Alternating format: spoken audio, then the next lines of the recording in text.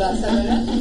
And she, let's see what her wisdom tells us. Thanks, Dr. Meenakshi, for including me in your IC, which is very interesting. And the topic given to me is role of LPI in shallow AC with cataract. Very difficult one. Why I said that? Because in good old days, when I was student and now I am a teacher, we always teach that when there is a shallow chamber, investigate this case with a gonioscopy, find out whether there is angle closure, and do laser PI. So simple. So this has never been discussed during my earlier part of the career. But why it is different when there is a inclusion of cataract in the title. So I am going to justify my talk in this relation. There is a change in the paradigm.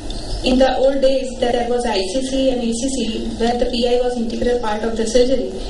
But now with the SICS and phacoemulsification, we never do laser PI or surgical PI. So let me talk about the angle closure first. And in shallow anterior chamber, we all know it has already been said by two previous speakers that shallow chamber is one of the risk factors for the development of angle closure. So gonioscopy is must, and it will decide whether this is a non-occludable or occludable angle, how much is the angle closure by PS, whether patient has acute attack or chronic angle closure, most importantly plateau iris, and secondary anterior cooling mechanism. So all this has to be decided, and then comes a part of cataract. Now the cataract, everyone is sitting here is doing cataract every day.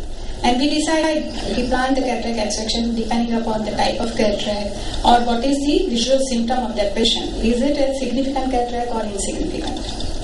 So points to ponder are what is the effect of cataract surgery on angular morphology or interchamber depth, and what is the effect of LPI or laser peripheral iridotomy on the angle structure and cataract progression, etc. So this is one of the Korean study which suggests that after removing the cataract in a shallow chamber, there is a definite opening up of the angles all over, nasally, temporally, everywhere. And they also suggest that there is a definite change in the chamber depth. Now this is one of our patients where you can see the slight plateau iris configuration also with a considerably narrow angles and a shallow chamber after lens removal. There is a definite increase in the angle as well as the chamber depth. Another patient you can see here also without doing PI, we have done the cataract removal and it serves the purpose. So the next point is what is the effect of LPI on various structures. This is a classic example of very narrow angle which is shown in the upper photograph before PI, and after PI you can see the opening up of the angle. Then this is another patient where nuclear sclerosis was grade 2 with considerably occludable angle. It is appositional closure and convex iris configuration. You can see on the OCT there is a marked angle narrowing or occlusion. And after PI there is a definite flow of the aqueous deepening of the chamber. And the biometry of that same patient is showing you there is a definite increase in the anterior chamber depth as well as opening up the angle. And there are other effects, but they are more of a theoretical because I have done so many LPI and relatively I found it very simple and safe. But sometimes because of the chronic contact with the iris and lens, there may be a rapid enhancement of the cataract development.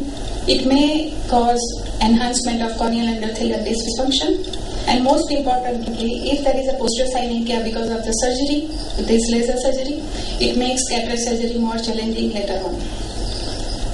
So how LPI affects a case of glaucoma? Only a case of glaucoma where not only there is opening of the angle, but because there is a relieving of the pupillary block, the IOP control is better, and there is a decreased dependence on the anti-glaucoma medication for a variable amount of time. In plateau iris, it is a debate whether we should do the laser PI or not, but we always do it because it might have some pupillary block component, so it helps. But the early cataract surgery in this patient is a more advisable rather than doing only laser PI. Now, what is the rationale of LPI when there is a glaucoma with early cataract? In early cases of angle closure suspect or primary angle closure, I prefer to do laser PI, and depending upon the cataract severity, we may plan cataract surgery later on. But in chronic angle closure glaucoma, maybe peripheral iridectomy can be done, IOP can be controlled with the medical treatment, and you can do the cataract surgery. But if this is a chronic advanced case, not only you can do LPI first and then cataract, or you can do the combined surgery. How it is helpful?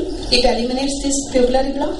It prevents further worsening of the chamber shallowing or formation of PS.